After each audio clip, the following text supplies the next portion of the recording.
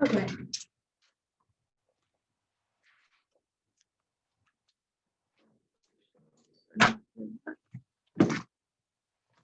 Okay, so last class we talked about parabolas, and we did a worksheet on how to find the important parts of a parabola and how to sketch the graph.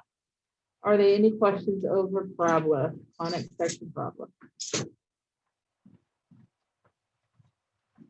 All right, last night you watched a video over our second type of conics, which is called the ellipse, and we learned some important information over that. So we're going to do some practice with this. So for our first problem,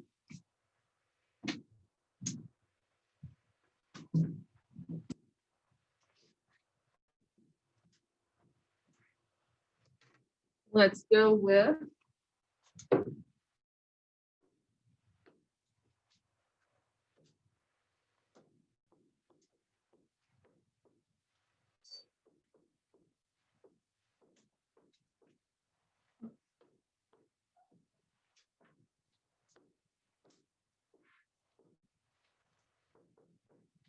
okay, so we're going to start with this equation of an ellipse. It gives us x squared divided by 16 plus y squared divided by 4 equals 1. Now, the standard form of an ellipse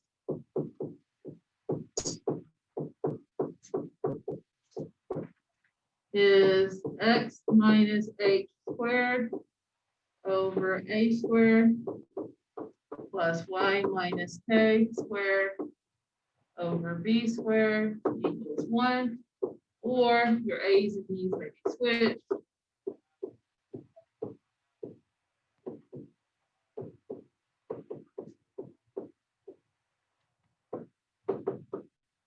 All right. Our a is always our largest one of our denominator. A squared is always our largest denominator. B squared is always our smallest denominator. So basically, if our largest denominator is underneath the x, you're going to have an ellipse that's elongated in the x direction. And I remember this by remembering that our major axis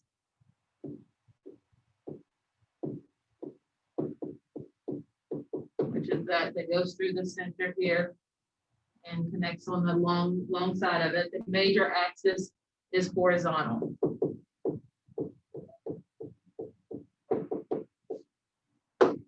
If the larger number is underneath the y squared term, then your ellipse would be in this shape.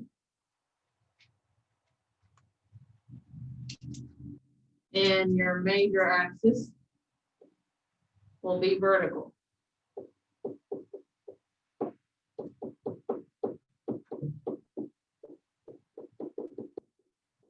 That's the only difference with those two forms. So basically, and you don't even have to memorize A and B. I do that for simplicity of talking about it here. But the thing that you have to remember is you're looking for the largest number. If the largest number is underneath the x, we're going to be going in this direction. We have elongated in the horizontal direction. The largest number is underneath the y, it's going to be elongated in the vertical direction. And that's the main thing that you want to get from that. So that's our key things that we want to talk about as equations and forms. But for every ellipse that you're given, you're going to have to identify the following from it. You will have to be able to find the center, the vertices, and there will always be two. The vertices are these points, are the endpoints of your major axis. The vertices are what we call those endpoints of the major axis, the longest direction. So here our vertices are horizontal, or so they're at the same height as our center. Here our vertices are vertical of each other, so they have different heights with the same x as our center. As our center again is right here on this. So notice that the vertices are always on the same line as the center. So we can connect the line, connect all the vertices in the center together. You'll also be asked to find the co-vertices. And you'll sometimes see it spelled like this or hyphenated. I don't think English has decided which is the official way of doing it. Co-vertices with a hyphen or not. I've seen it each way. I tend to hyphenate, but it's not required. Co-vertices, on the other hand, are the endpoint of the minor axis. Our minor axis is going through the center perpendicular to our major axis. So these points here are going to be our co-vertices. And here, these points here would be my co-vertices. So they're going to be, and they always come in pairs. And it'll be the endpoint of your minor axis. And then also in pairs is your foci, which is the core form of focus. So in parabolas, we have one focus.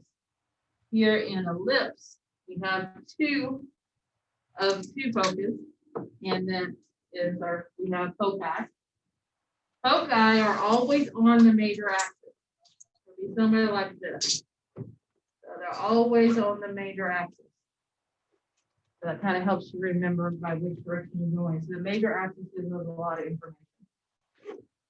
And then finally, of course, you are going to have to sketch your graph.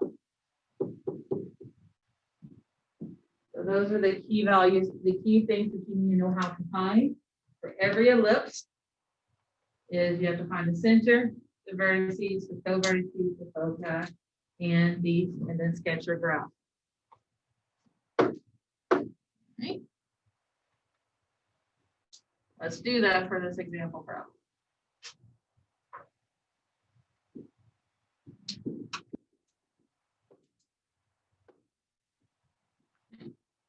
So center is HK. So what's our center in this example problem? 0, 0. Our center is 0, 0. Next, I look at, okay, and the largest number is underneath my X. So is my major axis horizontal or vertical? Horizontal. So if I know my major axis is going to be horizontal, to get from my center to the endpoints of that major axis or the vertices, I'm going to have to change my x's. My y's are going to stay the same. So since my largest number is underneath the x, I know the x of the center is going to change, but the y of the center is going to stay the same. I can plug it in like that. And I just figured that out because the largest number is underneath the x. So x changes from my center to get to my vertices. Now let's figure out how they change. So I'm going to use my graphical method to help us figure that out. Let me just set my desk over. You may use a calculator. Okay. And so let's get a little sketch going on here.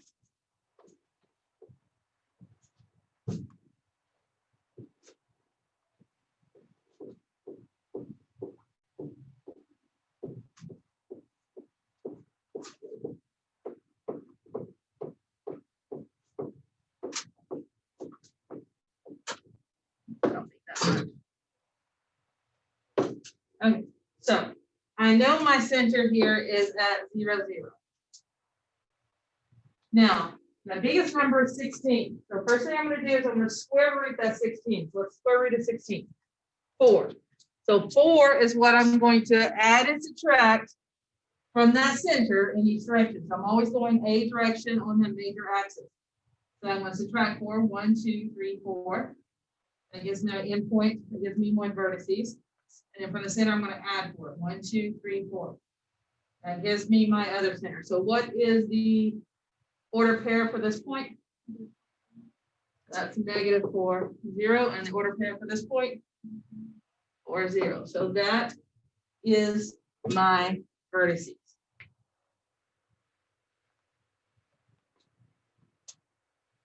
Now, for the co-vertices, I know my major axis runs this way. My co-vertices are not on my major axis, they're on my minor axis.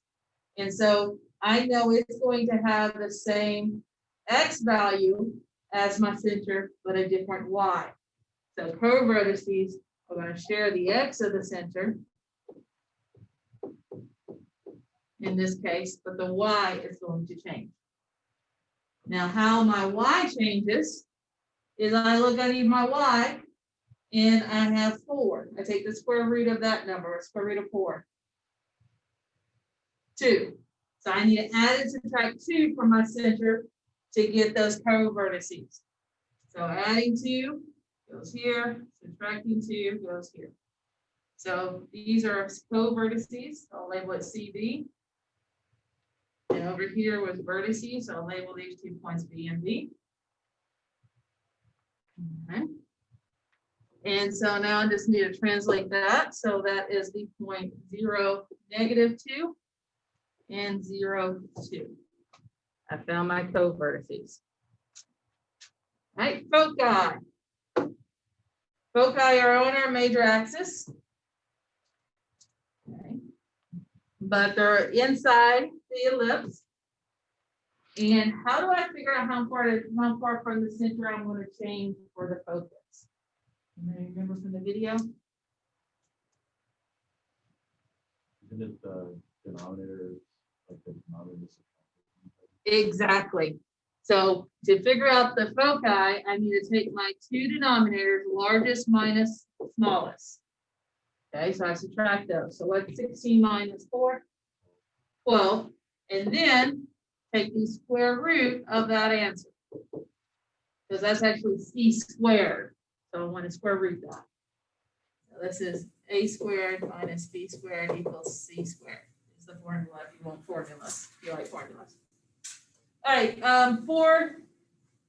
normally I would write this as that's square root of 12 is the same square root of 4 times 3, which is the square root, which is 2, the square root of 3. That's a times, not a dot. So that is equal to 2, the square root of 3. So normally we would write the answer 2, the square root of 3, plus or minus that. But because of the worksheet that you'll be doing today, I had problems getting the square root as answer options. And so I converted that into a decimal. And I think I always rounded to 3 decimal places. So on our worksheet, we would see the square root of 12 as 3.464. Okay. Now notice, foci, so I'm going to go positive 3.4 from the center and negative 3.4 from the center on that major axis. So it's always going to be at the same height as, it's going to be the same as my, on that major axis. So vertices and foci and center always fall on the major axis. So those are things that fall on the major axis. Okay, so what's our order pair for this smaller foci focus?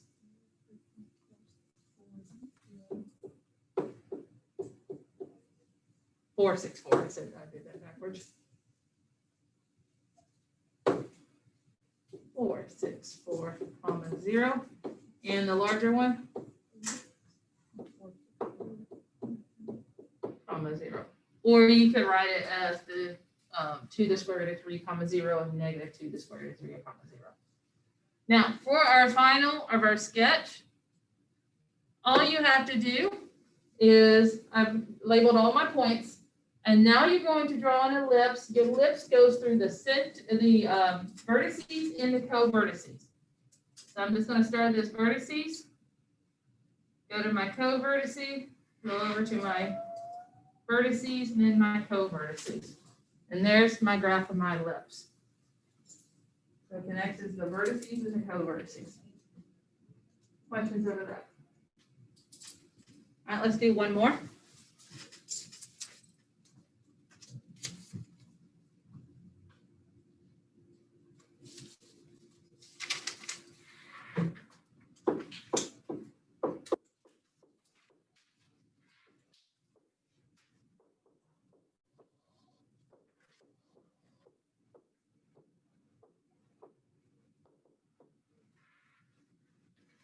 Okay, x minus 4 quantity squared over 9 plus y plus 2 quantity squared over 25 equals 1.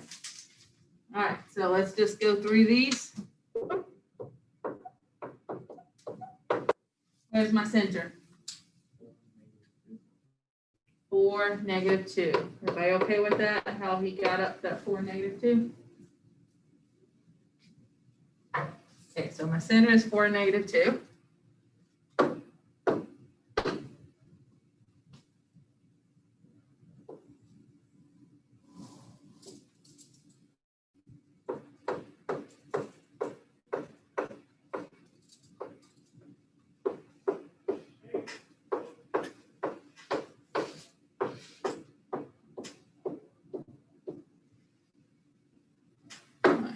Center, 1, 2, 3, 4, 1, 2. 4, -2. All right.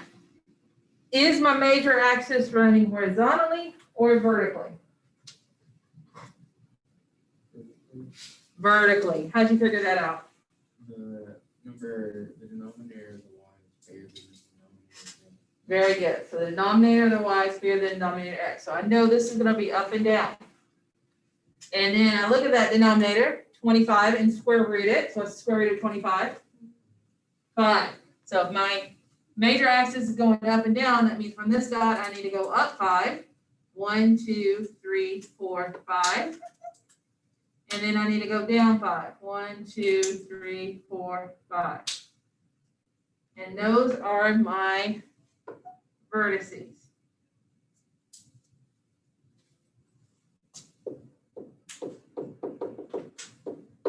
Okay. Someone tell me what are my order pairs for those two vertices?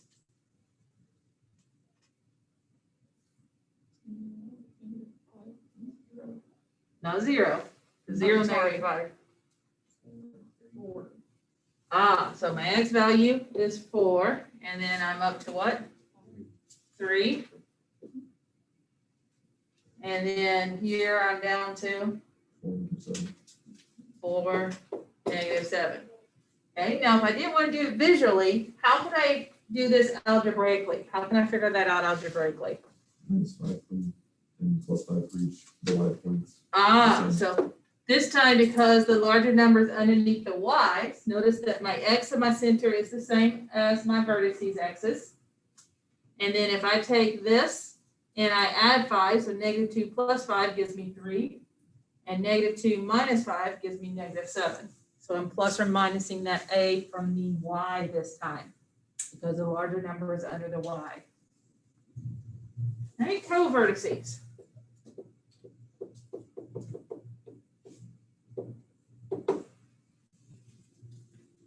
Okay, co-vertices have to go horizontally because it's in the opposite direction as my vertices. So are my x's of my center going to be the same, or my y's of my center going to be the same for my co-vertices? Is the co-vertices x is the same as the center x, or the co-vertices y the same as the center y? It's going to horizontal, so the height's going to be the same. So y I know will be the same as my center. In this case, other case it was the x's. All right, and now to figure out how far from the center I'm going to go from left and right, I look at b this time. And what would be my b value? 3. Square root of 9 is 3. So from my center, I'm going to take that x value of 4, and I'm going to subtract 3, which gives us a 1, and I'm going to add 3, which gives us a 7. Okay with that? I have, now these are my co-vertices, so I'm going to label that CB. I have enough now to draw my ellipse. There's my ellipse. Only thing I need to plot on there that I haven't done yet is my foci. How do I find my foci? I take my 25 a squared minus b squared, 9. What's 25 minus 9? 16. And then I need to take the square root of 16, which is 4. Okay. Now, which way is our major axis running again? Vertically. So that means my foci have to be on that major axis. The focus and the vertices are always on the major axis. And so that means my x is going to stay the same. Again, my largest number is underneath the y. So my x will be the same as my center x. But this time from the center, I'm going to go up 4. 1, 2, 3, 4. And I'm going to go down 4. 1, 2, 3, 4. And that'll give me my focus. Algebraically, I just take this -2 and add 4, -2 minus 4. What's -2 plus 4? 2. So you see that's a height of 2. And -2 minus 4. And you see that's a height of -6. And that is it. You've completed those types of ellipses. Questions over that? Yes. What does the focus represent? The focus represents, there is, if you imagine you have a line here on any point on this circle, okay? If you take this distance here and this distance here, and you add those together, it will give you a constant value, it'll give you a number. And if I did it like over here and added this distance plus this distance, that'll give me the same answer as this. Oh, sorry, not focus, focus to focus. I drew that wrong. Here, let me redo that. From focus to focus point, sorry. Adding those distances. So if I add that distance plus that distance, that sum, that distance is always constant. It's one value for the entire circle. So the sum of those two lines will always equal the same number any point on this. So if I add those two together, they equal the same point. Or if I added these two together, it'll give you the same value. So that's what the focus does. It just gives, like a parabola, we were equal distance from the focus and the directrix. Here, we're equal when we take the sum of the distance from the foci to a point on the ellipse to the focus, that's equal throughout everywhere. So that's what it's given us. So still looking at equal distances. Okay, other questions? Okay, go to the quiz on Canvas titled Conics Ellipse. And I think it's the first 5 questions. Let me check.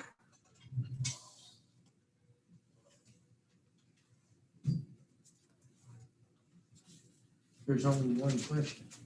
I made it so this, I decided to, I'm trying something different. I'm making it where it shows only one question at a time. That way you won't get confused and accidentally put in the wrong answer to the wrong question. So there are 5. Just as soon as you push the submit that one, it'll move on to the next question. You could go back and change previous ones, but you can't move, forward or not. But I want to try this and see if this shows better. But yeah, so do the first 5 questions. Complete the first 5 questions. Problem. It's written slightly different. Okay.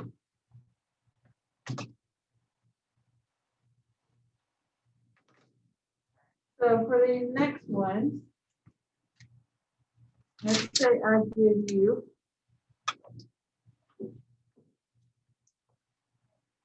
the equation written like this.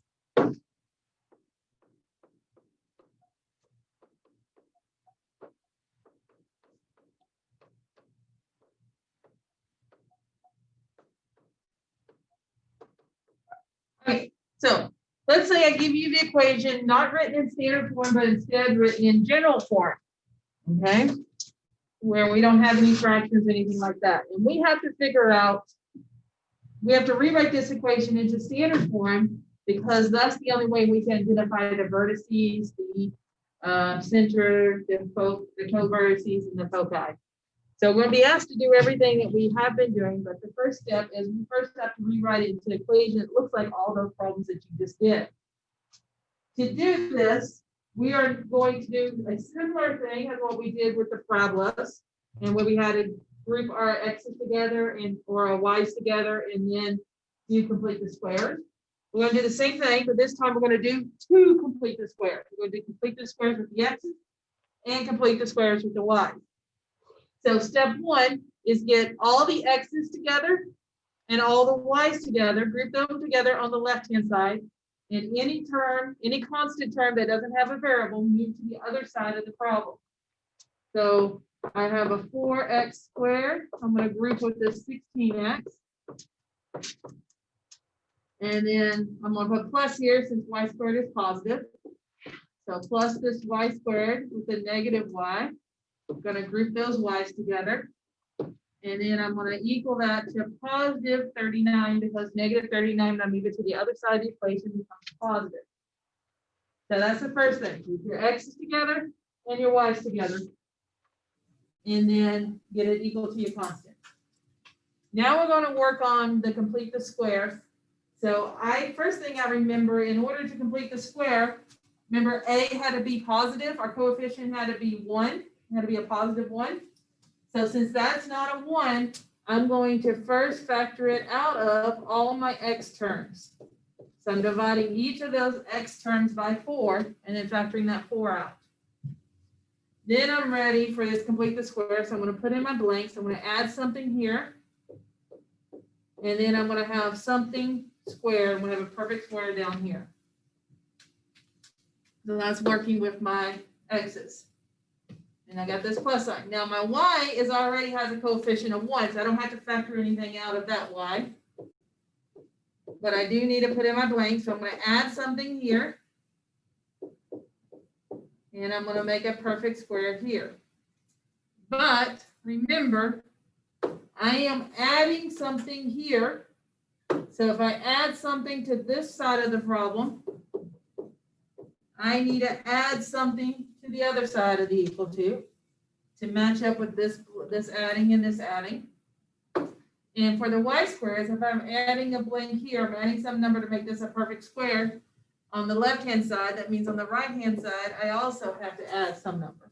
So I'm going to have 2 adding numbers here on the right-hand side of the equation.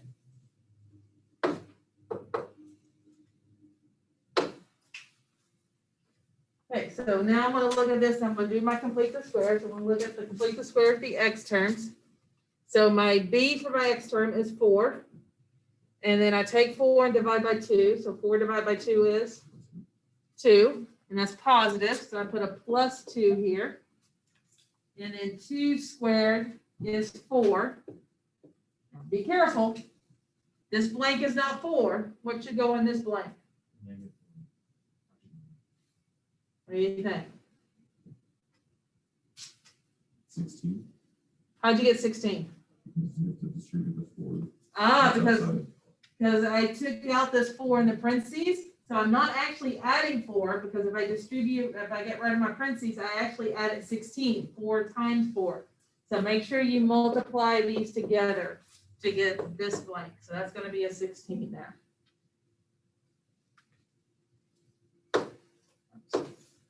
Okay.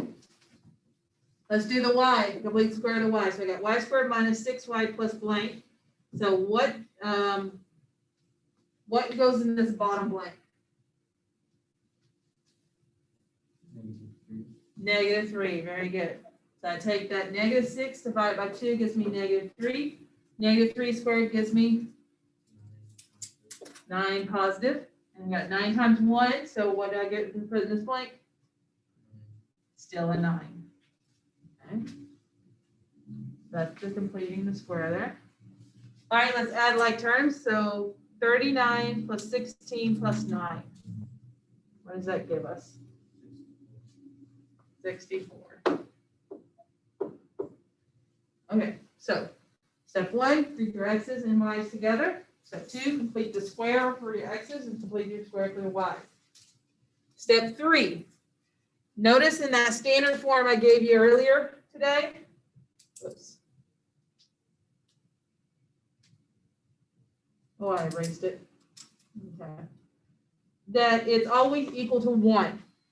We had x plus, or x minus h quantity squared over a squared plus y minus k quantity squared over b squared equals 1. So it always has to equal 1. So that's your next step. Your next step is divide everything by whatever this constant is over here. And you're going to do this to all terms. So I'm going to divide everything by that 64. So I can get it equal to 1. It must equal 1. All right, now I'm just going to simplify each fraction. This is 4 over 64. How does 4 over 64 simplify down? X over 16. Okay, you get that 1 over 16. So it just gives a 16 there. Says, you know, 4 going here 4 times, 4 going there 1 time, and 4 going here 16 times. So I got that as just 16. Plus, well, I can't simplify anything down here. So that's going to be 64 equals 1. Now this is in that form of all the problems. So now it just becomes just like those problems you just did on 3, 4, and 5. We're going to identify our center, our vertices, our co-vertices, our foci, etc. Quick question before we go on. My major axis, is it opening up horizontally? Is my major axis horizontal or vertical in this problem? Vertical, because the largest number is underneath the y. So this would be a vertical elongated ellipse. All right, let's do one more like this together. I'll pause and let you try doing the complete the square by yourself first.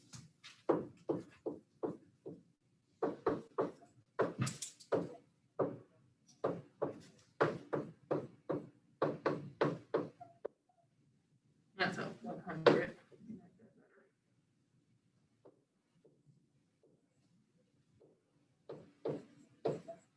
Okay, so try just getting the standard form of the equation of this ellipse. So try doing that complete the square and getting that into that standard. Just feel like that. Oh, sorry, that should be 100y. Thank you, I left out my y. I erased the 100 and I forgot to write the y. There you go. Good call. Y'all paying really good attention. Thank you.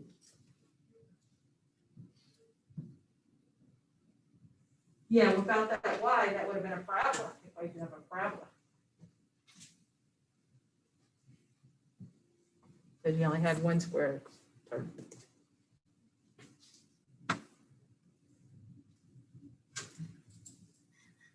No, it wouldn't have been anything.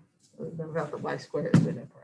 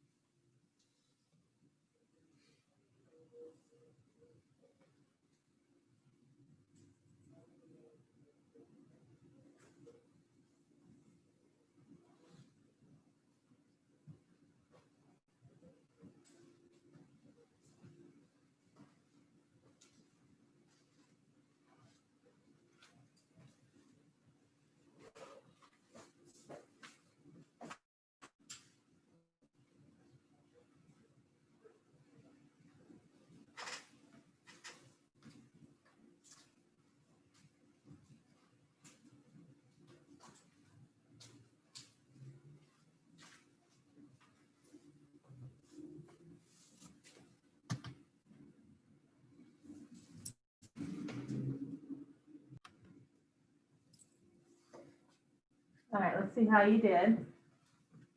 So grouping our x's together.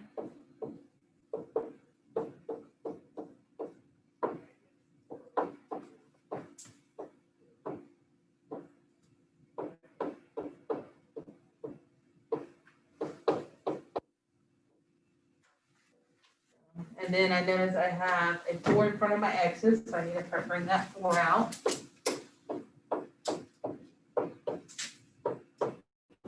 Put in my blank. Put in my blank to complete the square with the x's.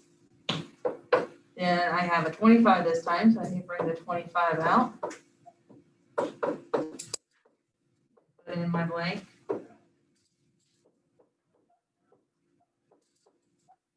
my blank for the x's, y's.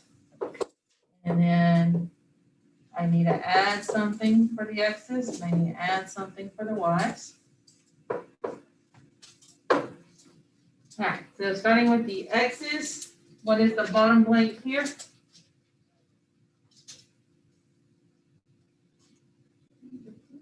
Negative what? Negative 3. And negative 3 squared is? You always take this term here, what's in front of the x term, and divide it by 2. It's always that. Okay, and then this term squared is always this blank. So what would that be? 9. And then what goes in the first blank over here? Very good. Make sure you remember to take the 9 times the 4. That gives us a 36 there. Okay, let's do the y's. What goes in the bottom blank for the y? Plus 2. And then 2 squared is 4. And what goes in this last blank? 100. So you take 4 times 25. So the 36 and negative 36 canceled out, so that's equal to 100. Okay, what's my next step?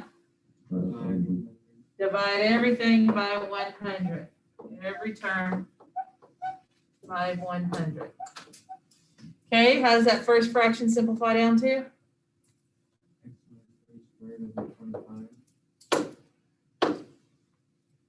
Very good.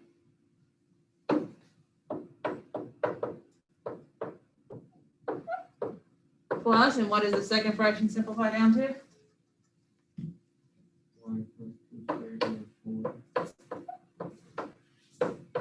Equals 1. There you go. And then, which direction is our major axis going in this case? Horizontally. Okay, so our vertices will be at the same height, same y as our center, but different x's. Okay. So same with the focus, same y as the center, but different x's for the foci. Co-vertices is opposite, so we'll have different x's and same y as the center. Okay, so that's how, and then you do everything else that we did on all the other problems. So this is just a pre-step that you have, the extra step you have to do at the beginning. All right, go ahead and finish up the remaining questions on this assignment.